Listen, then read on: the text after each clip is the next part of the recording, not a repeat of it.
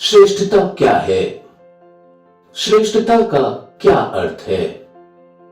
श्रेष्ठता का अर्थ है दूसरों से अधिक ज्ञान प्राप्त करना।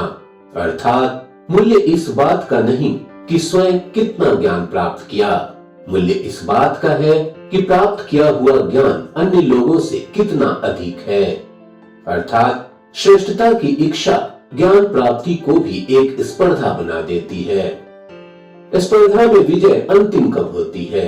कुछ समय के लिए तो श्रेष्ठ बना जा सकता है, किंतु सदा के लिए श्रेष्ठ नहीं रहा जा सकता।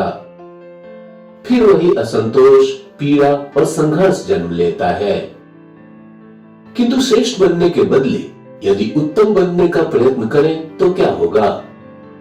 उत्तम का अर्थ क्या है कि जितना प्राप्त करने योग्य है वो सब प्राप्त करना, किसी से अधिक पाने की इच्छा से नहीं, मात्र आत्मा की तृप्ति हेतु कुछ प्राप्त करना।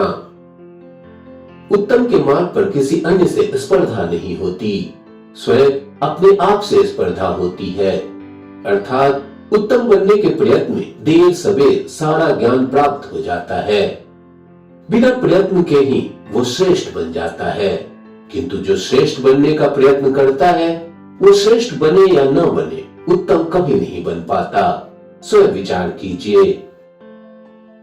पूर्व आभास के आधार पर हम भविष्य के सुख दुख की कल्पना करते हैं। भविष्य के सुख दुख का कारण दूर करने के लिए हम आज योजना बनाते हैं, किंतु कल के संकट को आज निर्मूल करने से हमें लाभ मिलता है या हानि पहुंचती है, ये प्रश्न कभी नहीं करते।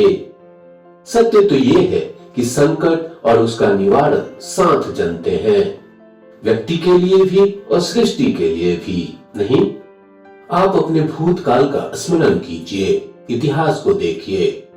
अब तुरंत ही ये जान पाएंगे कि जब जब संकट आता है तब तब उसका निवारण करने वाली शक्ति भी जन्म लेती है।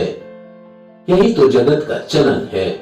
वस्तुतः संकट ही व्यक्ति के जन्म का कारण है। प्रत्येक व्यक्ति जब संकट से निकलता है तो एक पग आगे बढ़ा हुआ होता है, अधिक चमकता है, आत्मविश्वास से अधिक भरा हुआ होता है, न केवल अपने लिए अपितु विश्व के लिए भी। क्या ये सत्य नहीं?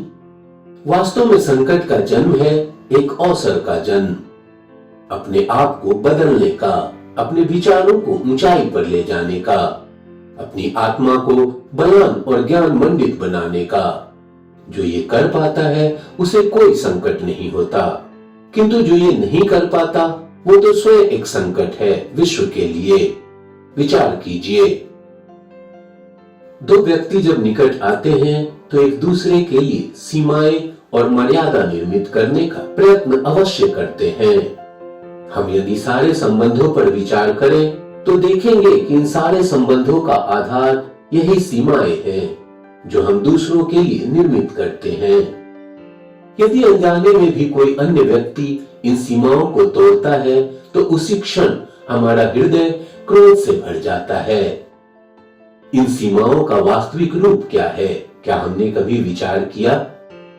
सीमाओं के द्वारा हम दूसरे व्यक्ति को निर्णय करने की अनुमति नहीं देते, अपना निर्णय उस व्यक्ति पर थोप देते हैं, अर्थात किसी की स्वतंत्रता को अस्वीकार करते हैं।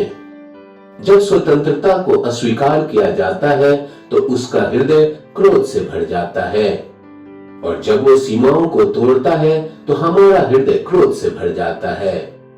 क्या ऐसा नहीं होता? पर यदि एक दूसरे की स्वतंत्रता का सम्मान किया जाए तो किसी भी मर्यादा और सीमा की आवश्यकता नहीं होती।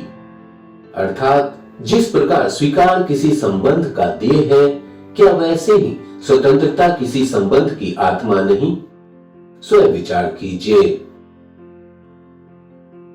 सबके जीवन में ऐसा प्रसंग अवश्य आता है कि सत्य कहने का निश्चय होता है हृदय में, किंतु मुख से सत्य निकल नहीं पाता। कोई भय मन को घेर लेता है। किसी घटना अथवा प्रसंग के बारे में बात करना या फिर स्वयं से कुछ भूल हो जाए उसके बारे में बोलना, क्या ये सत्य है? नहीं, ये तो केवल तथ्य है।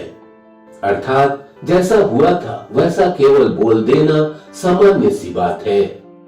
लेकिन कभी कभी उस तथ्य को बोलते हुए भी कदाचित लगता है किसी दूसरे की भावना का विचार आता है मन में।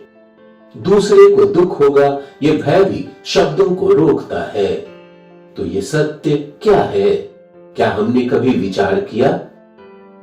जब भय रहते हुए भी कोई तथ्य बोलता है तो वो सत्य कहलाता है। वास्तव में सत्य कुछ और नहीं, निर्भयता का दूसरा नाम है। निर्भय होने का कोई समय नहीं होता, क्योंकि निर्भयता आत्मा का स्वभाव है।